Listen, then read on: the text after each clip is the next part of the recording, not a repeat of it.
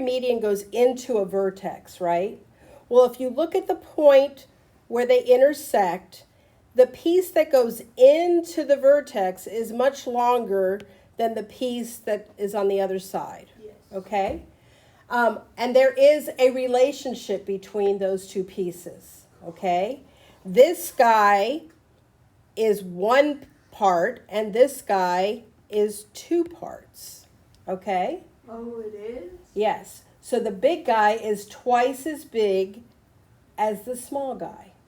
Okay. But they could give you the whole guy, and then you have to divide that whole guy by 3, give 2 parts to the big guy and 1 part to the small guy. You understand? Yeah. So that's where it's a little bit harder. YT is this whole piece, this all of it, right? Mm-hmm.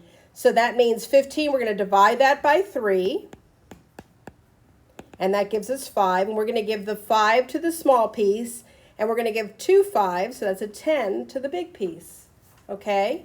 And they want YJ, so they want the 10. And that's not on your worksheet. We're going to do a couple that are not on your worksheet. So XK is 4.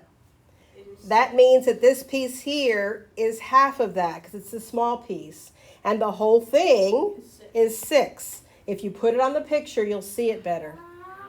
So KU we're going to put right here, 6x minus 2. It's this piece right here, right?